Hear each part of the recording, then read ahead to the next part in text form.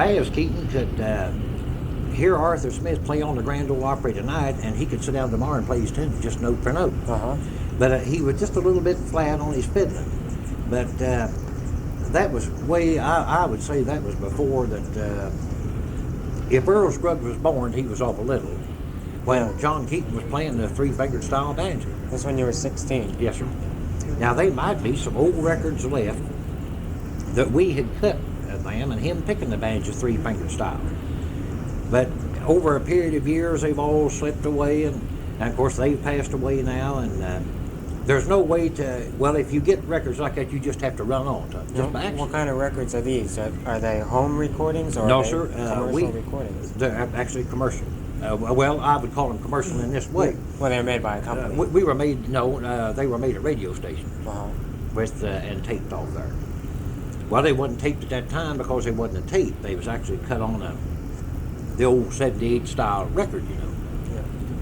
And Now, did you used to sell those around at shows? yeah. Yeah. Yes, sir. So what did you do? You had a bunch of them cut, and then you take them around to different shows, and people would buy them from you there?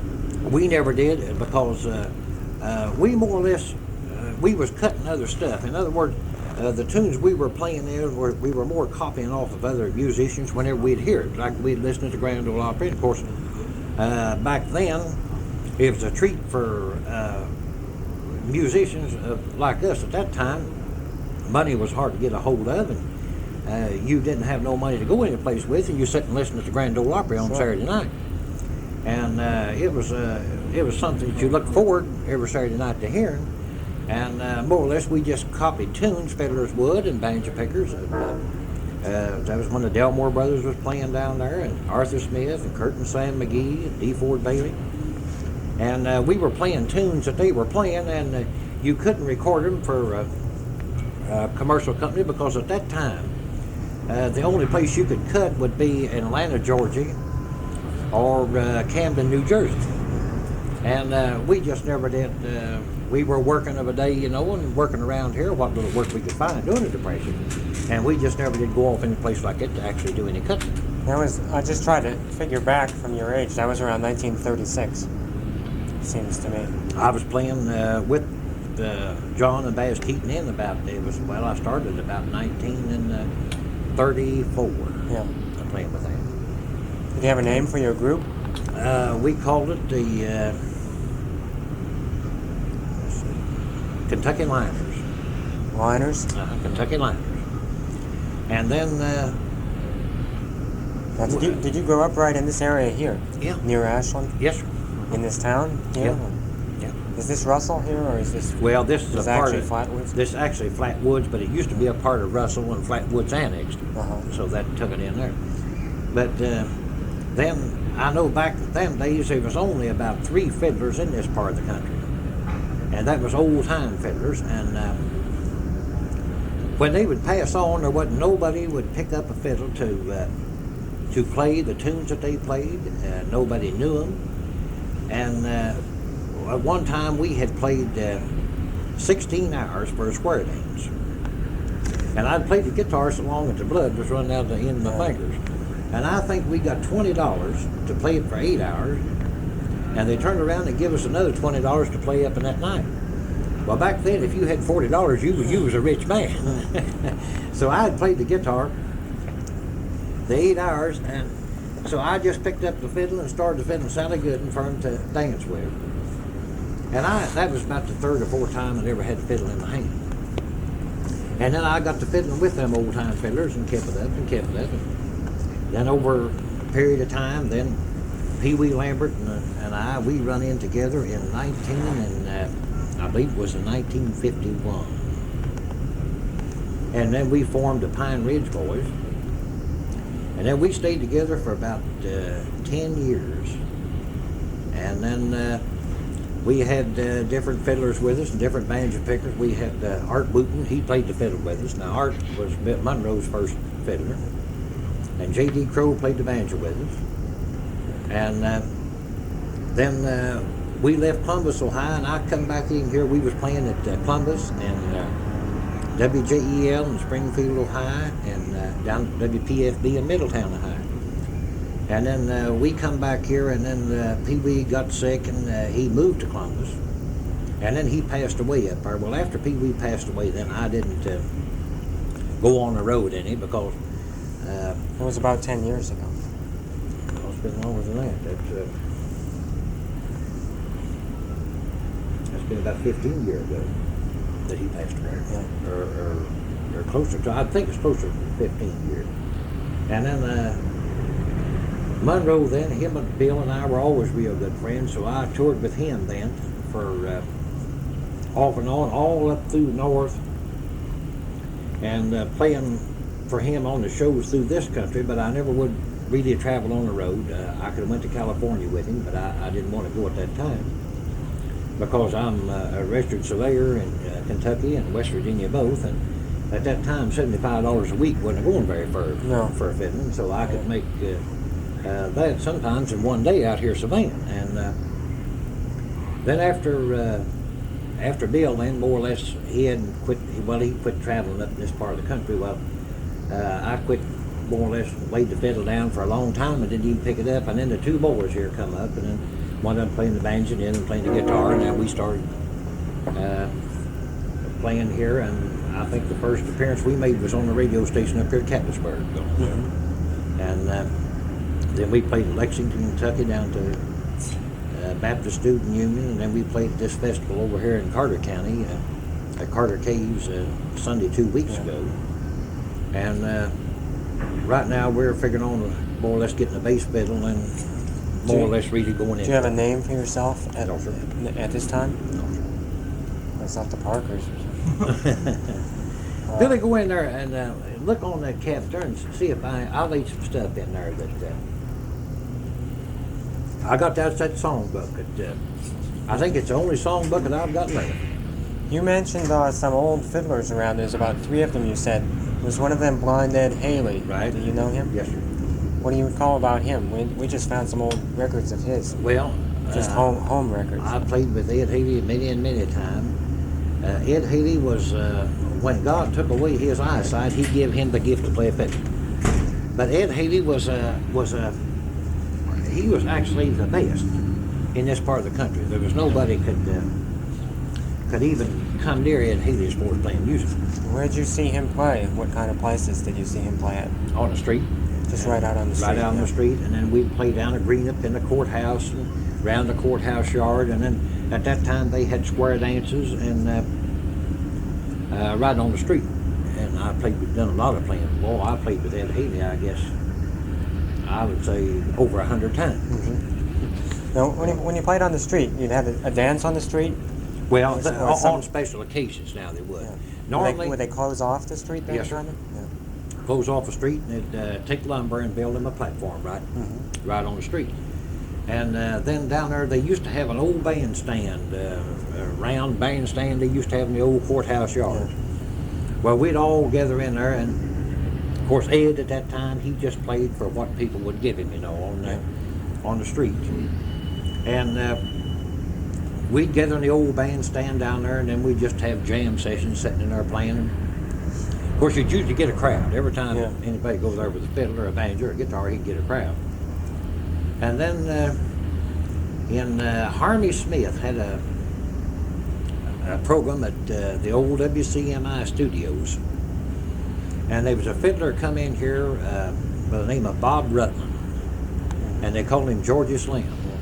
Well, now he was here for about a year and a half. Well, he had a style of playing. That was when the Georgia bow was first brought to this country. No old time fiddler ever caught the do diddle do diddle do diddle do before he started out until Georgia Slim brought it here. Well, at that time, Georgia Slim, I do remember certain aspects of him that he didn't have enough money and wasn't going to make enough money to buy a hair tonic. And they had an old gas stove in his hotel room. These old burners, about 6 or 8 of them across there, and then it had that fire up in the back of it, where you get the heat. Well, he'd set a Maxwell House coffee can on there and fill it with lard, and he kept that lard belted all the time. He'd dip his comb in it and comb his hair with lard. But Georgia Slim at that time was he was actually could note more music out of a fiddle for his style, which was different than Ed Haley. But if you went to Ashland and you wanted to see Georgia Slim and he wasn't around that radio station, you could go to Ed Haley's house and he'd be there. Well, trying to learn something, well, or he was just for fun? Well, Or both? actually, I don't think that Ed Haley could have learned him anything. I think that he went there to put Ed Haley's music with what he already had and improving his own. Mm-hmm. And he could just. Have you ever heard any records of him? Both of them, yeah. Both Georgia Slim. Man, that Yeah, Georgia yeah. Slim was just. I talked to his wife not too long ago in Valdosta, Georgia, and she gave me an album Yeah. that he had cut. Kanawha Records Right. with Big Howdy Forrest. Yes, sir. Yeah. And he, I think it made that tape at KRLD in Dallas. Mm-hmm. I believe that's where it came from. But, and then too, back in the Depression, Arthur Smith and Dixieliners used to, they'd come in. This was actually the little Nashville right around here because it was about the only time, only place that very much old time music like that was going on. The Delmore Brothers, Gully Jumpers, Dave Macon, and all of them used to come up here to Ashland and stay up here for weeks at a time. Mm-hmm. Of course, now they'd go back to the Opry on Saturday night. Well, once in a while they wouldn't. Once in a while they'd skip it. But they'd have fiddle contest up here, and that's the end. Then they had him doing quite a bit of fiddle. Of course, I never did think that Natchez was a fiddler. He was more of a showman than anything else. It's about what everybody says, I think. He was a good showman. But back in that time, he had a man behind him. That Larry Sunbrock, that was supposed to be his name. I never did know him by any other name. But at that time, Sunbrock was a promoter. And he could stand a cow out there, just any kind of an old cow, and he could talk over the radio and advertise that cow. The people would give you $1 to come and see it. But he just had a knack about him that you just don't find in the only one that I would say that would come to him is near to him is that Parker now that's managing Elvis Presley. Oh, Colonel Tom Parker. Yes, sir. Yeah. Yes, sir. I mean, they and Sunbrock had worked with him on different shows. Well, Cowboy Copus, he was with Natchez at the time he was here, and Bill Stouter. And when they broke up, I think Copus went on to Grand Ole Opry, and I think Natchez was originally from right down here, Covington, Kentucky. Mm-hmm. And then, at that time, then Curley Fox was in here. He was playing out of WLW down here at Cincinnati. But he was went over to the Conservatory of Music, and he wanted them to learn with his note hand, but he wanted to keep his bow style. And I guess he went to conservatory down there all the time he was in Cincinnati. And he come out of there, Curley Fox, a national champion old time fiddler, there for a long time. But he was in this part of the country. I would say that some of the best fiddlers that has played professionally or not professionally has been right in this part that they're playing at one time of the age. Let me ask you another question about Ed Haley. You said how he used to play. We're doing some research on him. That's why I ask you a few more questions on him, I guess. He used to play for whatever he could get. You said on the street. Yeah, just on the street, yes, sir. He played with his wife sometimes too? Well, she was with him 90% of the time. Yeah. And she'd play on the guitar or the mandolin. Mandolin always. Yeah. What kind of places did they used to go other than the courthouse? Did they play by banks or different places like that? Yeah, up and around Ashland.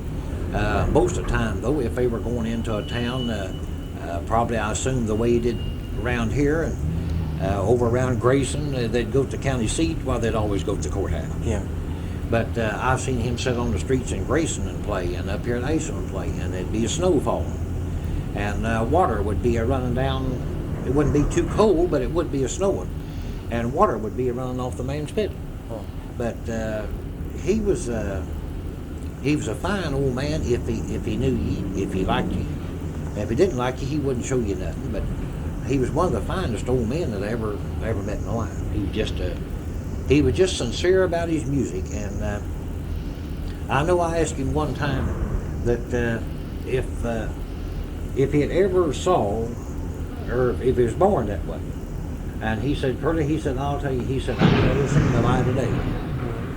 And I told him, I said, well, when God took away your sight, he sure give you made up for it to playing the fiddle. His fingers were, I'd say an inch longer than the average man's finger. And his biggest finger wasn't any bigger than my small finger. And he could just tap those notes on a fiddle. Of course, now back then, whenever he was playing the fiddle, he was good in his time. But it's just like anything else. There've been a lot of fiddlers now that has come up and perfected that, and they've just kept improving on it, and they revised their fiddling and their music playing more or less with the times. Yeah. I know old man A.P. Carter one time told me at Bristol that he was starting to revise all of his songs, and where he would say in a song, stuck a dagger through her breast. In other words, he was going to revise that in some other way with the times, the wording of his song. But he never did get to live long enough to. What would he do with something like that? How would he change those words? Well, in other words, instead of try to make it less violent or something. Well, he wouldn't use them words like dagger and breast. He would come out with something that would still rhyme with the song and still be the main meaning of the song, but I couldn't say how you mean it unless stuck something through her heart. Or something like that. Where it didn't sound like the old time way. But the old man never did get to revise his song because he didn't live long enough to revise it. But fiddling anymore has come up now to where, well, I would say that the best fiddler, if he's still living right now in the country, as far as normally, I'm like what Bill Nowlin said on this history of country music. Once you play for him and play for him about a year or a year and a half or two, you can fiddle for anybody. You can play country or you can go into bluegrass.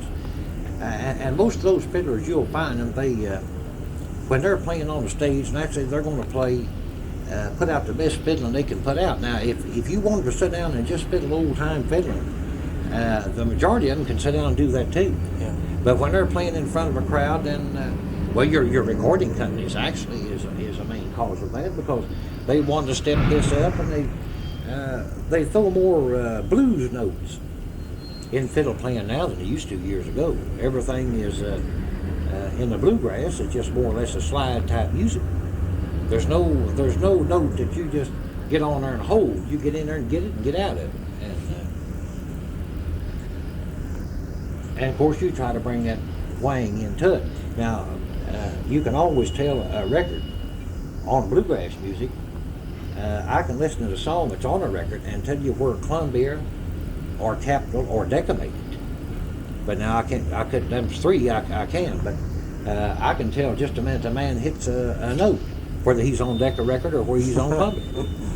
Because Decca, Owen Bradley took Decca Recording Company and he just pulled the sound up in that bluegrass to where he wanged it, right where it ought to be. And then you go back into Columbia and Flat and Scruggs was putting out as good a music as you'd want to hear. But to me, their music was more or less a dead type, where if they'd have got over on Decca and Owen Bradley could have got a hold of it, you'd have heard some real whanging out of that banjo in it. But I would say that Owen Bradley has just brought the fiddling up, and there's Big Howdy Forster down there. I'm just like some of the fiddlers say, when it comes to playing the fiddle, he's just like a surgeon. He's the best. I mean, that is right now, that's playing professional. But you take a good bluegrass fiddler, if he wants to slow it down and really fiddle old-time stuff, why, I'd say 9 of them out of every 10 can do it. But you've got so many fiddlers that's in between there, and they'll hear a fiddler and they'll try to copy him note by note. Well, that's awful hard to do, because if you're going to copy him and he's already put it down on a record, he knows you put it out because it's already sold, all it's going to. And you're just trying to copy somebody else there and sell the same thing. It'd just be like me cutting Uncle Pen. Monroe has got the cream of the crop out of it. But Bill always told me that he made more money out of the Mule Skinner Blues than he did any tune that he ever cut. Of course, he took that from Jimmy Rogers. Yes, sir. Different style. But back in the old Rogers days and the old Carter family days. There'd be farmers out here. You can see their wives all over the hills back in the Depression, and getting greens to eat for dinner. But still, they'd spend $1 for a record. Mm-hmm. When Jimmy Rogers come out with a new record, and there are the Carter family, either one, they'd buy it. And it just goes to show you that people just love that type of music. But 90% of your bluegrass today has come from the Carter family and Jimmy Rogers and people like that. It's more or less just throwed in a bluegrass style of playing, which is more or less just a little bit faster, and a few more notes and blues throwed in with it. Well, why don't we go inside? I'm not sure. Where did you get this German pressing from? Well, I'll tell you how I got it. Before you interrupt, there's Art Booten and I. Uh-huh. Yeah, and there's me and Pee Wee and Art Booten and Roosevelt Brown. That was when we was playing at WTFB in Midland. Yeah, that's pretty good. But now this old boy here fiddled for Roy Acuff for a while. And fiddling for Monroe. And he done some awful good fiddling. You can tell me where you got this German record from. Hazel Lambert called me one time and asked me if I knew that they had recut some records and that Pee Wee and I had made. Well, I knew that at the time we were down there at this place there and cut these records, we cut more than one record. They was more than these two songs. Oh yeah. They was I guess about 8 numbers cut, and then we had cut some from Fayette Recording Company. Well, these records were sold, and they kept wanting us to come back and cut, but they never did pay us no royalty out of it. Mm-hmm. So we never would go back and cut for any of it. I mean, well, we said the next time that we cut, we were going to cut for some company, that we knew that we could get our money for. Other than Richard Town. Well, I don't think it was Jim Stanton's fault because some way or another, I think they rooked Jim Stanton. I'm not going to hold Jim Stanton responsible because Jim Stanton was always honest with me and a good man as far as I know. But I think they just rooked him out of some of that stuff there too. Well, Hazel called me and told me that number was going over there in Germany. Well, Faye McGinnis called me and told me that Bluegrass Unlimited had some of those records. Mm-hmm. So I wrote Bluegrass Unlimited and got a hold of 2 of them. And that was the first time that I knew that they ever cut. Well, this boy wrote Faye McGinnis and also wrote me and wanted me to cut an album and here in the United States and send it over there and let him press it, which he said he would pay us pretty good. But I never went on with it. It wasn't a question of money. We wasn't after money. It was just a thing of it that if you go out here and you cut it and you send it over there, you don't have any control of it because you don't know that. I just didn't know the boy personally. They have a different kind of copyright law in some of those countries also. Mm-hmm. It's just different the way they handle things. Yes, I do know him. I met him a couple of times in this country. He's put out some good records too. When he told me he was coming here at one time, here's an old negative. I never did have the picture made, but that's Bill Monroe and me a fiddling for him in Columbus, Ohio, when that was taken.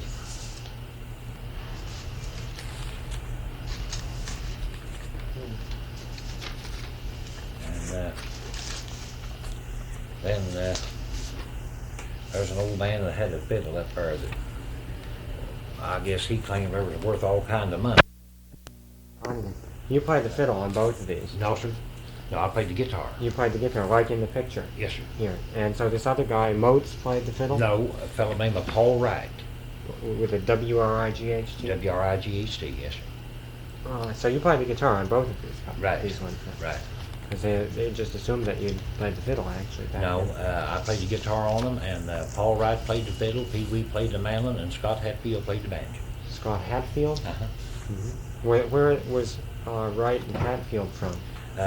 Wright was from Ashland, Kentucky at that time, and Scott Hatfield was from Devon, Virginia. Devon, Virginia. Why did you end up on the guitar instead of the fiddle? Well, at that time, Pee Wee and I were doing, I was lead singing with him, and he was doing the tenor work.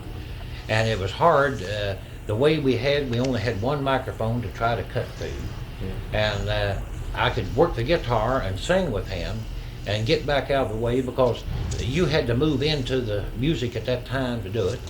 And it was easier to play the guitar and lead sing with him than it was to try to play the fiddle. Yeah. And because the fiddle, you're bowing at the same time, and then you're trying to get with him to sing lead for him, and it's more of a job. Let's just put it that way. So it was because of your position singing in the group, right, that you did that. So you sang the lead on, say, Just a Memory, and he sang tenor to you. Right. And the Willie Hobo he just sang that by himself, right? Now, do you know about what year it was that you made these for Richard Tone? It was in the sometime in the early 50s, I guess, or mid 50s. It was in the mid 50s. Something sticks in my mind around 1956. I don't know too much about the years on these. Well, it could be, because I don't have no date. At that time that we cut them records, we didn't keep no dates down. Yeah. As to when we cut them. I do know that we cut some after that for Fayette Recording Company. That's the company that's connected with this picture album here. They mentioned that you should get Fayette records if you want to hear from them. All right, now we were cutting for them at the time those books were printed. Have you got any copies of the Fayette records? No, sir. No, sir. How many sides did you do with, say, Richard Tone and, say, Fayette? We done about 8 sides with Richard Tone, and we done about 6 sides with Fayette. Mm-hmm. Were they all issued? As far as I know, some people have told me that they've seen the records, but I never did. Mm-hmm. I just never did check into it. Really, after we cut them, I never did look into it, because Pee Wee and I were busy. We were working all over the country. We were playing all through Virginia, all through North Carolina, and all in this part of Kentucky and over in Ohio. But didn't you want to take the records around to sell at shows? No, because at that time we were making good money. You didn't have to no, do sir. that. No, sir, we didn't have to do that. We were making good money at that time. And we just done business in a loose way. I mean, we just figured, well, if they ever cut them and press them and put them out, well, we'll get a royalty off of it. And at that time we had money, and we didn't worry. We didn't go back and see about them. We never even discussed the records anymore after they were cut. And then, too, it was a job at that time to cut records, because, I say, you only had one microphone to work with. And we were busy and had shows booked all over the country. And as I say, we were more interested in playing those shows at that time than we were to cut records. Well, why did you do the records? Did you get paid a flat fee for a recording? No, we didn't get paid. Well, in a way we did, and another way we didn't. They would pay our expenses there, all of our expenses that we incurred cutting that record, a travel expense, a motel, and all of our eats and everything. And then they give us, seemed to me like Jim Stanton one time was going to wanted to advance us, I believe, $100. But we would take the money, because, and now that sounds funny that the fellow wouldn't take the money, but I wouldn't want to say anything against Jim Stanton, but we knew at that time that Jim Stanton, things wasn't going too well with him. And we thought if we could cut those records and help Jim to get back on his feet, well, then it'd be, well, we had done something to help more or less in the line of that kind of work, and we wouldn't take the money. We told him that when he got impressed and was putting them out, just to mail us a check for the royalty. Of course, we never did hear from Jim, and I didn't know where he had bad luck or what with the records. Well, he didn't have bad luck with the records, I don't think, but he had a lot of bad luck with all of his records altogether. Yeah, you see, Jim was a cripple boy. Yeah. I don't know whether you know him personally or not, but he was a cripple boy, and we were more or less, well, in other words, I would have give to him rather than taken from him. Well, of course, he recorded the Stanleys, and he recorded Will Malee and Stoney Cooper, and for a while there, he was doing really well. Well, I never did know that he recorded Will Malee and stuff. Quite a few. Tramp on the Street. Some other ones, he sold a lot of copies of them. Well, now, Molly O'Day, didn't she do some cutting there for Jim? Yeah. And, well, I don't know if she did for him. Seemed to me like Porter Church cut somewhere for for Jim at one time. But more or less, the way Jim talked to me, he was having a hard time, and he was trying to get started there with this outfit, and we just more or less pitched in there to try to help him, to really get on his feet. Do you think the records helped you get bookings? People having heard them. Well, now at that time they weren't playing through this part of the country; they were playing all down through the South. Mm-hmm. I know we'd go places and play, and they'd tell us that they had heard a tune that we knew that we'd cut down there, but we didn't know the record was out because Jim had never sent us a copy of it. And we were making money on these appearances, and of course we didn't take time to really sit down and look into it and go back and investigate it to find out where they were cut, where they were put out. But I do know they were put out all through, down through North Carolina and Virginia and South Carolina, and told me that record was out. And it was going pretty good over in Germany at that time. Well, I guess they had cut 300 of them, and bang, bang, bang, they were gone. And but I never did know how this boy here got a hold of the master on that. Did he pay you some royalties eventually? No, sir. Nobody ever paid you anything in other words. No, sir. That's all. As far as all... It's happened before to people, but you seem to have run into a little bit worse of it than some people. Well, People, actually... at least they got something out of it. Actually, we never did get... we never got a dime, I don't believe, out of all the records we ever cut. But of course, once in a while you'd run into them that cut them. Of course, now Jim Stanton, we never did ask him, but Fayette Recording Company, we've talked to them 2 or 3 times, and their tale was always, well, we had, you see, back then they kept 2 sets of books. And you couldn't, maybe you could get the right one, and maybe you couldn't if you really wanted to go in and listen to it. But we were just enjoying ourselves playing music. We were making good money at it, and we just never did really take care of business, I don't guess, like we ought to. Mm-hmm. But of course, the only thing right now that I'm trying to do is, I know Bill Monroe, he was here this last time. We sat here and we played him and I and the 2 boys, we played here from 2 o'clock, it was about 4 o'clock in the evening, or I guess maybe 1 or 2 o'clock in the morning. And he said these boys here had the best time of any young boys he played with.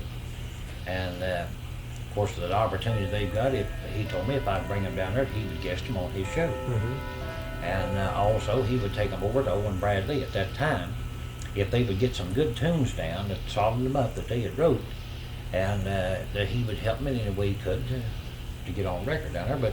But we've just more or less been working and practicing,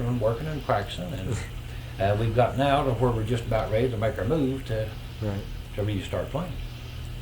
But of course, that music band, it takes you a long time, Well, as I told these boys, they've got to get their name out first in order to draw a crowd when they go to make an appearance. Yeah. And if they can get on some records and get that out, then they've got it made. That'll start them out. You know what I mean? Who was it that ran the Fayette records? I think they sold out. Do you know who the person was that used to run I them? believe they sold to Bob Mooney, and I believe Bob is running that Rim record down there at Nashville right now. Yeah. Now Bob has, I know Bob Mooney personally. He's been after me. Well, I haven't talked to Bob now in the past 4 or 5 years, but the last time I talked to him, he was wanting us to send a tape down there, and he was going to press something. But at that time, the boys and I, we were just working together, and I didn't think that they were solid enough yet to try it. And of course, I think they're going now. And but I've told them that just as soon as we got 2 good tunes down that we can call our own, well then we'll try to cut it. Mm-hmm. A single, just get it started and see what it'll do.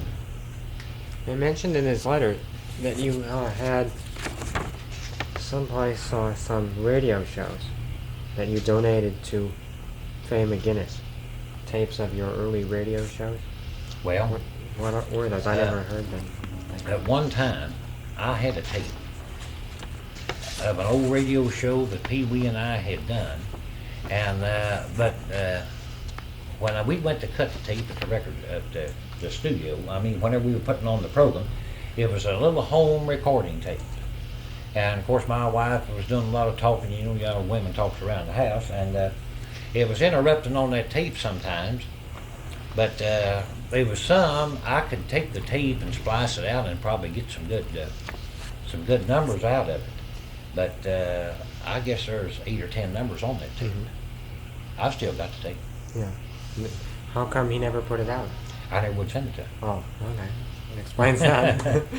No, I've got the tape in here, and I was always afraid that I was more or less afraid something would happen to the tape, and it was only one that I had of Pee Wee and I together that we had actually got from the radio station, and of course by him being passed away, I just more or less, the old tape's got more sentimental value to it. Sure. What station was that? WIRO. Mm-hmm. Now we IRO. over here at Arden, Ohio. Mm-hmm. Now there were some tapes cut at WHTN studios, and I don't know what become of them. We had played on television up there when the old WSAZ started about 5 or 6 times, and they had if they kept them, I do know the tapes were cut because some shows we went up there and taped it, and then they played it later on in the evening.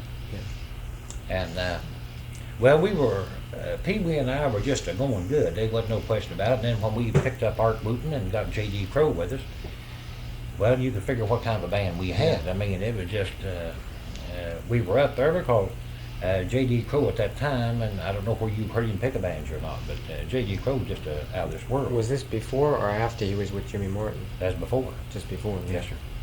And of course, Art Wooten, he'd already fiddled down there with Roy A. Cup and Bill Monroe, and he could just blow a fiddle any way you want to play it. And of course, Pee Wee was doing the high tenor work, and I was doing the leading. But Art Wooten could sing any part in a quartet. If you wanted to know the baritone part, he knew it, and he just knew the quartet from one end to the other. And at that time, we were playing in Springfield, Ohio. Well, by me being an engineer, I was of Savannah for our company. Pee Wee and Art and J.D. Crowe was working with me. We'd go out there and we'd get up at 5 o'clock in the morning. We'd go to the radio station and we'd play from 6 to 6:30.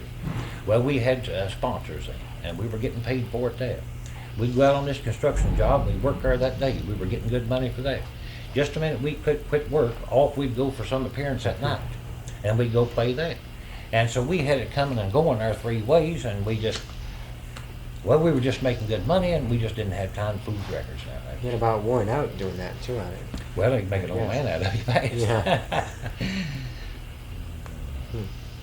Where did J.D. Crowe come from? How'd you meet him?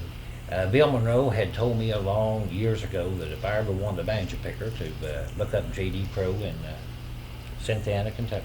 Mm-hmm. And one Sunday morning, Scott Hatfield was going to Kansas, someplace in Kansas. And we left here one morning, and I drove to Cynthiana, Kentucky, and got to inquiring down there for J.D. Crowe. Finally, we found a farm where he lived. It might have been a little bit harder than you had tonight to find this place, but anyway, this boy come to the door whenever I knocked, and I told him, I said, I'd like to see J.D. Crowe. And he said, well, I'm J.D. Crowe. Well, knowing banjo pickers, like, of course, as I say, banjo pickers wasn't as plentiful then as they are now, but I thought, well, I drove 300 miles out of the way because I know this little kid can't pick a banjo. So anyway, I introduced myself and went in and sat there and talked to him and his daddy. And so he asked me if I wanted to go over a number with him, and I sent the other boys with me out and got my guitar and come back in. And buddy, he kicked off train 45, and I'm telling you, he could pick a banjo. So I promised his dad that, of course, we were going to play maybe around where they sold beer, but I promised his dad that I'd encourage him not to drink beer. And he let him go with me at that. So he went to Springfield, Ohio with us, and we played up there. How old was he then? 16 years old. Yeah. And then we left Middletown, and we left Springfield and went into Middletown, Ohio, and played at WPFB for about 6 or 8 months. Then we left, Ernest Sparkman had become manager of the old, it's WCK, or what's that out there now? WTCR now. But when it started, it used to be WWKO. So Ernest Sparkman had heard us play in Heineman, Kentucky, and he was manager of that station. So he called Middletown and kept wanting us to come back here to WWKO. And of course, by being a farmer here, Pee Wee's wife lived here and family, and mine did too. Then we left there and come on back here, and we put the first live tune through that station over there. And we had a program over there 7 days a week. We even had a hymn time program on Sunday.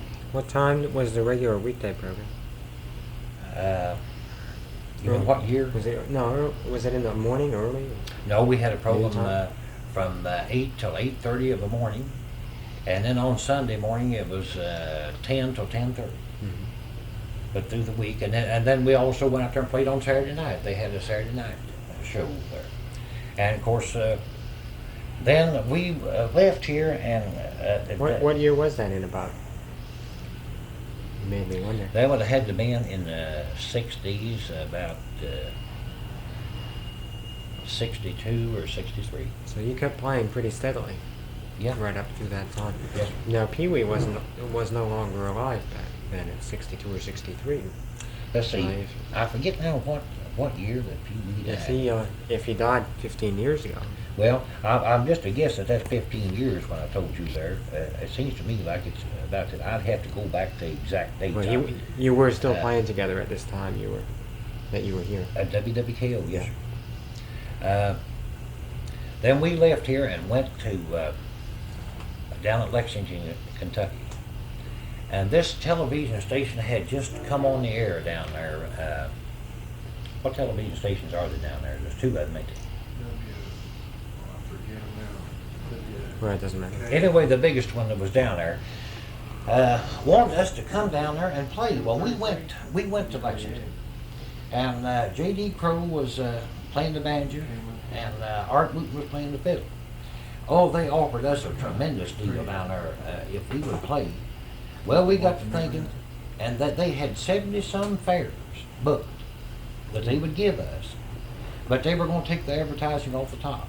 And that's the only thing, of course, it wasn't more than fair to let them do it, but if we had let them take the advertising off the top, they had 70 fairs booked that wanted us to play at. And then at that time, while we'd been away from home for so long and everything, well, we figured, well, we could get them booked by advertising there on the station without them taking any advertising off, and that was the only thing that kept us from going to Lexington. But we did go down there and audition for them and cut the tapes, and they kept begging us to come there and go to work. In fact, after we come back from here, they called and they'd make the deal a little bit better each time, but they never did just get good enough that we went down there and played. But there's very few places in the part of the country we haven't played at. It sounds like you started pretty early too. I started playing the guitar when I was, I believe, it was 12 years old. Did you ever see Grayson and Woodard? You mentioned it before. No, sir. I know they were over around the Bristol area. They're playing there for a while. I've heard them on records and I've heard them on the radio, but I never did meet them in person. How about some of those other groups like Fiddle and John Carson or the Skillet Lickers or something? Did you ever see any of them? Burt Lane, I knew him. And Gid Tanner, I've seen him and talked to him, but never was around him long enough to meet him. I mean, to really say I knew him. Burt Lane come through here playing some shows one time, and he had part of the Skillet Licker. He had Peyton Norris and Bill Brown with him, and Clayton McMitchin was with him. And they was a gunner, but I forget now who he was. But they played up here at Huntington, and I knew a Bill Williams that had played the guitar for Curly Fox in WLW, and he was with them at that time, and Bill was introducing me to the different ones, but I had never played with him or anything like that. I just had met him and shook hands with him, and I was Parker and he was Burt Lane, and that was it. How old were you when you started on the fiddle? About 18 years old. What made you want to start that up? Well, I don't know. I liked the guitar better than I did the fiddle, and but at that time there wasn't no fiddlers. In other words, if you got a dance to play, you had to have a fiddler, and Ed Haley and them were getting up in years to where you couldn't depend on them going, you know, and you was interested in making money, and of course you figured, well, somebody had to play the fiddle, and we didn't have nobody that could play, and so I just picked it up and kept on playing. Mm-hmm. How about Pee Wee? Did he play anything besides the mandolin? No, Pee Wee could play a guitar, but he never did. Yeah, he just stuck with the mandolin. Yes, sir. He did used to switch back and forth sometimes at shows. Yeah, on the fiddle and guitar. Yeah. Our main trouble back then was, at that time, we were playing more or less on the style of Stanley Brothers. And then when we got into more or less a Monroe type of music, why, we were coming up a lot faster with it. And if you played the fiddle fast, you had trouble finding a guitar player that could put the right timing in there that you wanted. And you was having trouble all the time of finding the right player just to suit the type that you was going to play, because at that time most guitar players were playing country music, and it was a slow type music. And changing over to bluegrass was just like going from a Model T to a steam engine. And of course, bluegrass music is a working music. I mean, it's work to play bluegrass. Mm-hmm. And part of the musicians, I guess, back in that time was too lazy to play. But most boys that could play guitars, and they was copying Cowboy Copas and most of your slow type, you Carl Smith and then. But I guess we were the only bluegrass band to really play it. And actually, at that time, of course, now bluegrass has come really to the top now, but back then, if you played bluegrass, you wasn't in their class, you know. In other words, you take Farron Young and guys like that, if you played bluegrass, you wasn't in their class as far as music was concerned. And I've seen a time where I guess bluegrass musicians was just thought of as a bunch of pickers. That's about all there was to it. But of course now it's come up to where it's really hit the top, and I guess again, more or less momentum all the time. It's a good time for your group to jump in there. Yeah, that's Sure, yeah. that's what I told these boys here. When I was asking you before about selling records at shows, actually, were there very many groups that did sell records at shows? I Not- get the not idea that there time. wasn't really. Not that time. You know, it's something that's new. Newer. Well, it's You just know. come out, I think, since the festival started. Yeah. Now, that's when they more or less started selling records, because, whenever you go to produce a record, I think you can produce a good album for around $1 an album, aren't you? I mean, Yeah. well, Yeah, pretty much. see, when you can go out there and sell one for $4, and Oh, sure. if you go down there and cut it for them, they're going to wind up, you're only going to get maybe 50 cents off of it, or if you get that much something. Yeah. And so you're putting what you might say $3 again 50 cents, and you can do the same work too, but you're just cutting the middleman out. It's about Yeah. About everybody used to sell songbooks and picture albums. well, like this, that too. was the thing there then. Yeah, Yeah. do most of these go by mail from the station? Yes, sir. WJEL here. And did you take these around to personal appearances also? On the songbooks, yeah. Yeah. How much did they sell for? I believe Bill is sold for a quarter. Mm-hmm. Oh, that's a pretty good price.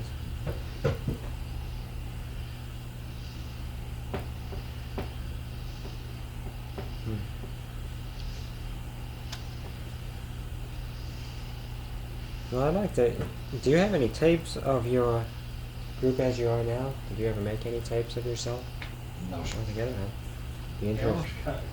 Oh, yeah. Now, we've got some tapes made at home. But Arthur Smith, too, they're played more or less styles. Well, Ed Haley actually tried to copy more or less Arthur Smith's style of playing. No, Ed Haley must have been playing before Arthur Smith came along. Well, he was in this part of the country. Who? Ed Haley. Yeah. Yeah.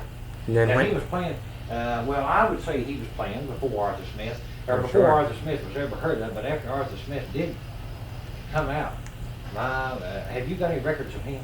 Oh yeah, sure. Oh, man, he can really do some work on the fiddle.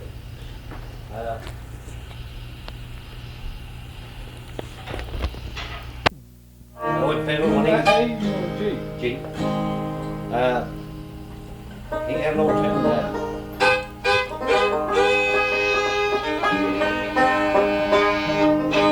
I'm not too good. Finger eight.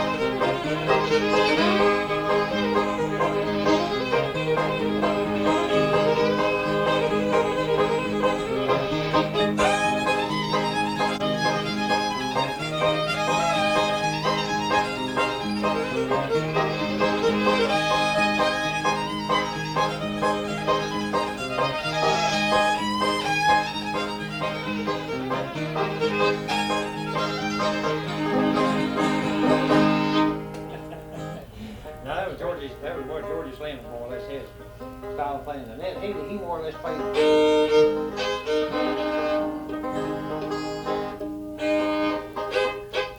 We play kind of slow.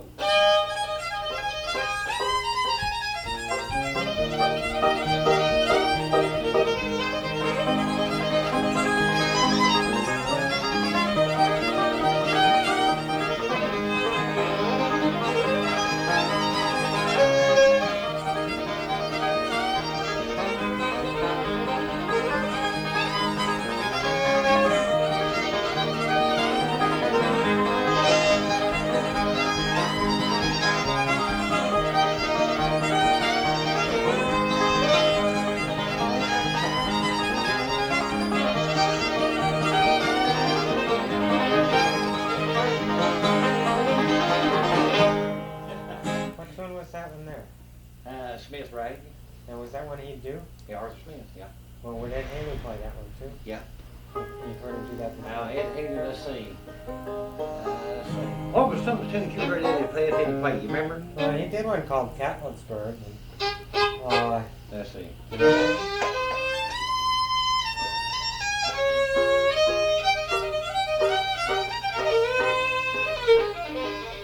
see. Catlettsburg, I remember that tune, but I can't think of how to play it. Now, here's one we wrote ourselves that we're going to start playing, but I still ain't got it down just exactly like I want to get it yet. Let's see.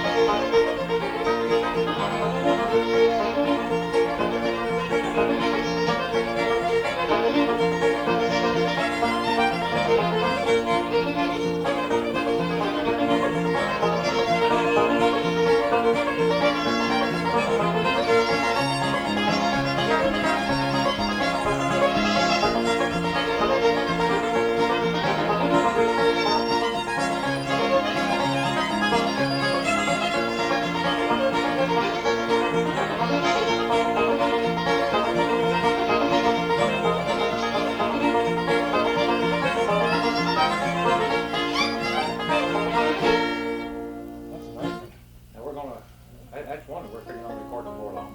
That's really nice. That's got an old time sound. Yeah. Old time bluegrass sound. Uh, Do you sing it all too? Huh? Do you sing it all also? these boys did. Sing it. You ain't gonna know her. What kind of songs do you sing? This is any guy. That one's is that the Bob Dylan song or something? You ain't going nowhere with Bob Dylan. So didn't he write that one? You ain't going nowhere? Yeah. Yeah. Sing it, you ain't going nowhere.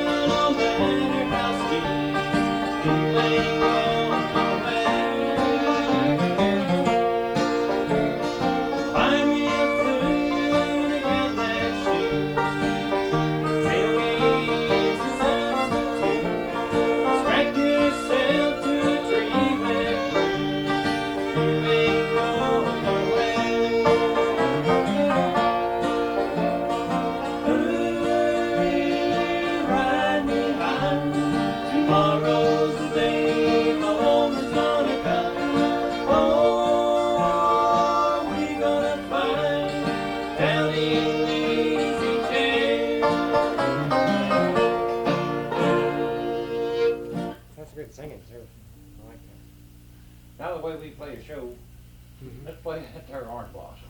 Alright. Let you just look at it. I've heard that tune a few times.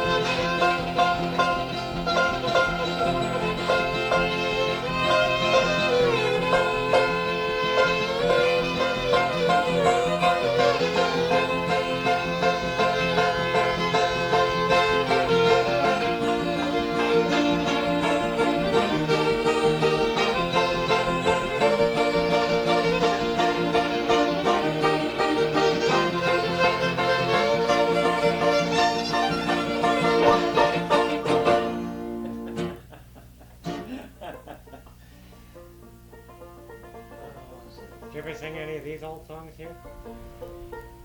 I don't guess we sang one of them. Yeah, try to get some of these too. Sing that there, pick that John Hardy. Or take Bernie, play a Christopher, that's good.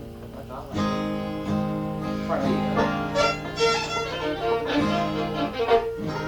Bernie, Play something everybody gonna play.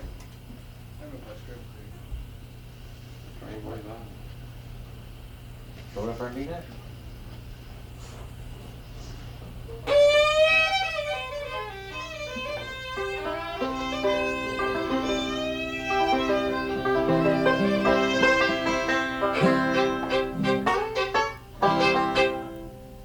Train 41, you okay?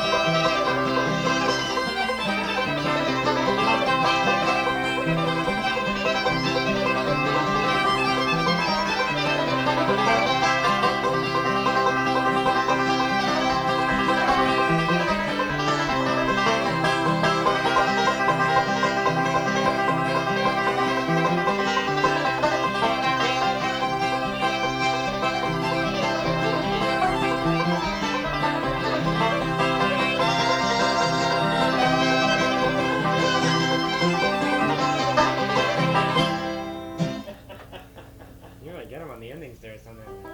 Train 49.